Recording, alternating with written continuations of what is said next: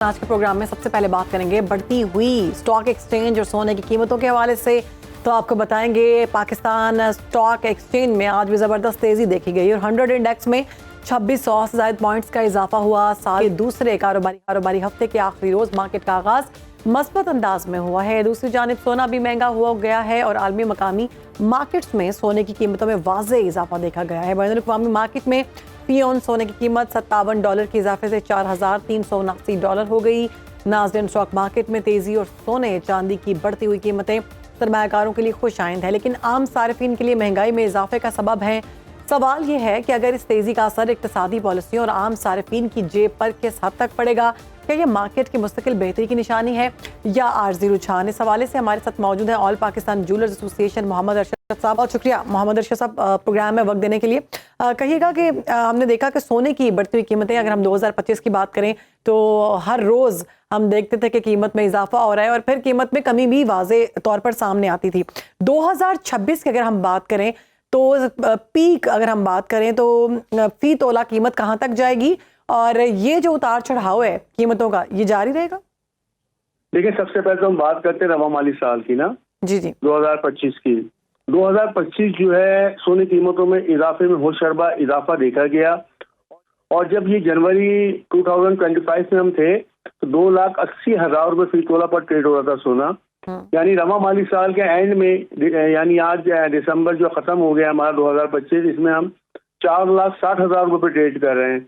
It means ये कि 1,70,80,000 रुपये का इजाफा पूरे साल में देखा गया और इसकी वजह जो है वजूहत यही थी कि आलमी मार्केट के अंदर जो है बायर मौजूद था और उसने जो है बाइंग की और इंटरनेशनल मार्केट जो है $1,800 जो है इजाफा हुआ। रवा माली साल के अंदर $1,800 का इजाफा देखा गया। सही, ये वजूहत हैं। अब हम बात करते हैं 2026 की। देखिए, इस वक्त सिल्वर की बात करें और गोल्ड की बात करें तो सिल्वर एक ऐसा मेटल है जो इस वक्त इंडस्ट्रीज में यूज हो रहा है, ठीक है ना। आपके बेलम में पूरी दुनिया जानती है कि इस वक्त सोलर में, बैटरीज में और इलेक्ट्रॉनिक गाड़ियों में और तमाम इंडस्ट्रियों के अंदर सिल्वर का इस्तेमाल बहुत ज़्यादा हो गया है। अच्छा, इसका हमारे पास जो ना स्टॉक महदूद है, ये बड़ी तादाद में हमारे पास इसके ज़खायर नहीं है सिल्वर के। गोल्ड के तो फिर भी हैं पूरी दुनिया में, लेकिन सिल्वर के ज़खायर हमारे पास मौजूद नहीं हैं। तो और इस वक्त डिमांड भी, अच्छा गोल्ड महंगा होने से जो है ना पब्लिक की डिमांड गोल्ड में कम हो गई है, ज्वेलरी की डिमांड कम हो गई हैं, तो अब लोग सिल्वर पर आ रहे हैं। एक तो वो प्रेशर है प्लस इंडस्ट्री का प्रेशर है, तो ये वजूहत है सिल्वर की कीमतें बढ़ने की। ठीक।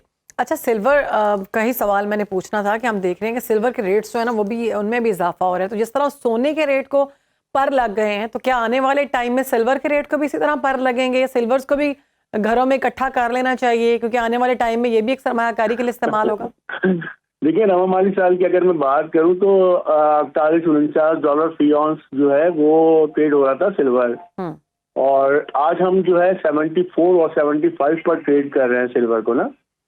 तो लाज़मी बात है, अब जब इंडस्ट्रीज में यूज बढ़ गया उसका तो उसकी कीमतें भी इंटरनेशनल बढ़ रही हैं और आने वाला वक्त में आपके चैनल के तवज्जो से बताना चाहता हूँ। देखिए, अब गोल्ड ज्वेलरी जो है एक आम आदमी के बस की बात नहीं रही। परचेजिंग पावर हमारे यहाँ पूरे पाकिस्तान की बात नहीं कर रहा, पूरे वर्ल्ड में परचेजिंग पावर खत्म हो गया है, क्योंकि लाज़मी बात है इतनी कीमत है। मैं पाकिस्तान की अगर बात करता हूँ तो अब 40,000 रुपये ग्राम पर 24 कैरेट जो है वो आ गया।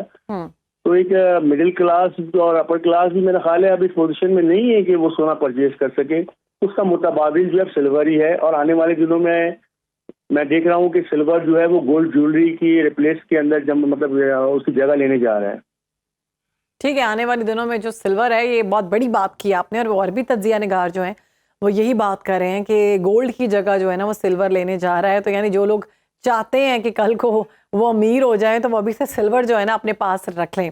अच्छा, पाकिस्तान की अगर हम बात करें, बाहर से चूँकि रेट आता है तो इस रेट के हवाले से बताइएगा गोल्ड का रेट किस तरह से डिसाइड होता है, और दूसरा पाकिस्तान में चेक एंड बैलेंस के लिए कोई इंतज़ामिया या फिर कोई मौजूद है जो देखे, क्योंकि हमने अक्सर लोगों को देखा है वो अपने मनमाने रेट्स भी लगा रहे होते हैं, कोई 2,000 ऊपर कोई 2,000 नीचे।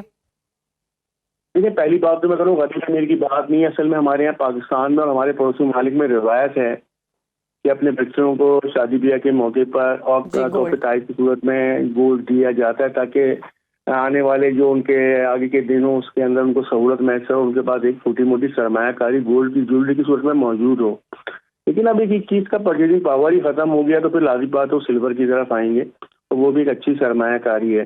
दूसरा सवाल आपका था कि देखिए बिल्कुल मैं तो बार बार कह रहा हूँ कि फेडरल गवर्नमेंट की तरफ से एक ऐसा इदारा होना चाहिए जो गोल्ड रेट कंट्रोल करे, जो प्योरिटी चेक करे, पूरी दुनिया में है। Exactly. हमारे आलमिया ये है, हमारे पाकिस्तान में नहीं है। हर जरूरत पे वहाँ के इदारे आते हैं, चेक करते हैं, ज्वेलरी आपके लेके जाते हैं, लेबोरेटरीज कराते हैं, उसकी प्योरिटी चेक करते हैं। तो एक सिस्टम बना हुआ होता है। बदकिस्मती से हमारे यहाँ ऐसा कोई निज़ाम नहीं है।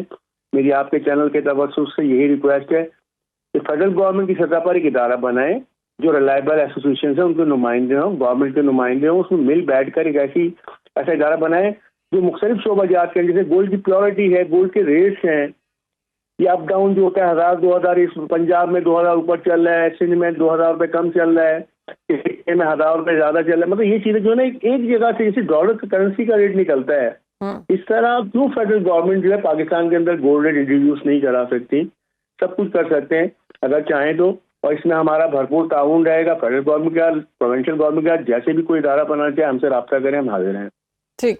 अच्छा अर्शद साहब, ये कहिएगा कि इसकी बहुत ज़बरदस्त बात आपने की कि कोई ना कोई चेक एंड बैलेंस के लिए इदारा होना चाहिए जो कि आकर देखे कि रेट और क्वालिटी की जो बात की जाती है पाकिस्तान में, बिलखसूस अगर मैं सिर्फ पाकिस्तान की बात करूं तो पाकिस्तान में ये होता है कि जो ज्वेलर्स हैं वो बताते हैं कि 18 कैरेट का सोना है, लेकिन वो 22 कैरेट का सोना बोल के देते हैं, होता 18 कैरेट का है।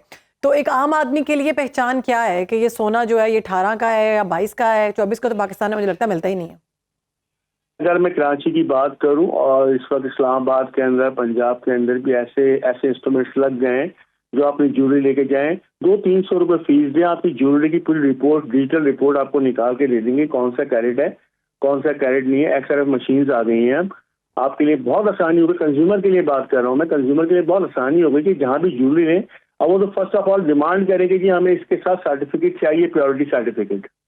क्योंकि देखें अब सोना इतना महंगा हो गया, इसका नुकसान जो है ना आम आदमी बर्दाश्त नहीं कर सकता।